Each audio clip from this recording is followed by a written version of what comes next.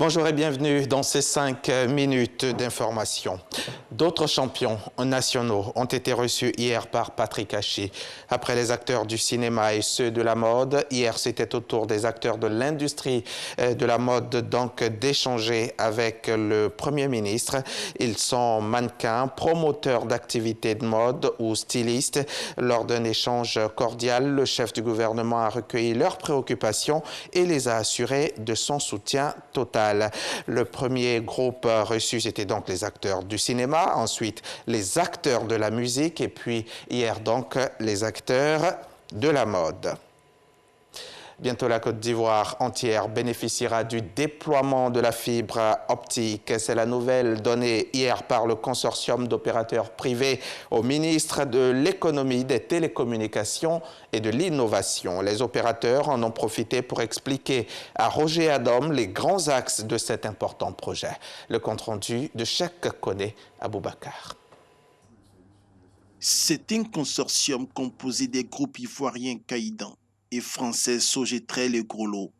L'intérêt de ces opérateurs privés est d'accompagner le gouvernement dans la construction, le développement et le déploiement de la fibre optique sur toute l'étendue du territoire national. On n'ira pas dans des endroits qui sont déjà couverts par les opérateurs de téléphonie. Nous irons dans les endroits qui ne seront pas couverts par ces opérateurs de téléphonie et nous pourrons faire ce qu'on appelle la mutualisation.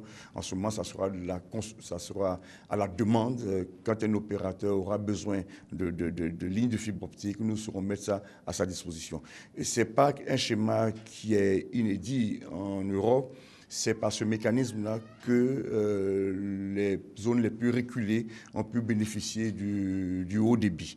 Le ministre Roger Adom a marqué un intérêt à ce projet qui vient à point nommé aider l'État à renforcer son dispositif de plus de 5000 km de fibre optique déjà construite. La notion de service universel, c'est quelque chose auquel nous réfléchissons au plus haut point, parce que beaucoup d'acteurs viennent investir à Abidjan, c'est facile, mais peu pensent aller dans d'autres zones plus reculées où il y a tout aussi un besoin de réseau, parce que c'est vrai qu'on oublie souvent que les gens bougent. Donc on est chez soi, on a tout le réseau, bureau, et puis après, quand on va dans d'autres endroits, on n'a pas ce qu'il faut. Le premier data center du consortium sera installé en Côte d'Ivoire dans le courant du mois d'octobre 2021. C'était donc un reportage de Cheikh Koné Aboubakar. Mercredi 29 septembre, hier donc, le cadre d'échange de partis et de regroupement de partis politiques pour une transition réussie au Mali a tenu une conférence de presse à Bamako. Vent debout, ce regroupement composé de plusieurs dizaines de partis et d'associations politiques maliens, dont les plus importants du pays, demande le maintien de la date des élections à fin février 2022 comme prévu. Il rejette également le principe d'organisation des assises nationales annoncé par le Premier ministre avant de saluer l'effort de la communauté internationale aux côtés du Mali dans la lutte contre le terrorisme. Au Soudan, un groupe djihadiste baptisé Mouvement pour le prêche et le combat a revendiqué hier mercredi la mort de plusieurs militaires soudanais tués la veille lors d'une perquisition. Le mouvement affirme avoir fait 6 victimes au total, dont 3 officiers et 2 soldats, sans donner de détails sur la 6e personne tuée. Ce matin, ils affirment être également derrière la tentative d'assassinat qui avait visé le Premier ministre Abdallah Haddock en mars 2020. Ils affirment également vouloir mener de nouvelles attaques malgré les astuces médiatiques des autorités soudanaises. Le tribunal correctionnel de Paris a jugé aujourd'hui même Nicolas Sarkozy coupable de financement illégal de campagne électorale dans le cadre de l'affaire Big Malion.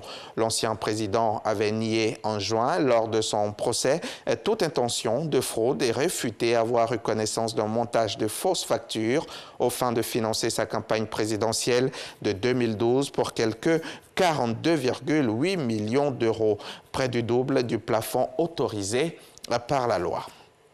Nous allons refermer ce flash en Équateur. Le président équatorien Guillermo Lasso a décrété hier soir l'état d'exception dans toutes les prisons d'Équateur au lendemain d'affrontements entre gangs rivaux qui ont fait au moins 116 morts dans un centre pénitentiaire du sud-ouest du pays le 28 septembre. Ces derniers affrontements, les plus meurtriers cette année, ont eu lieu dans le vaste complexe carcéral de Gayas à Guayaquil, ville portuaire et carrefour commercial du sud-ouest du pays.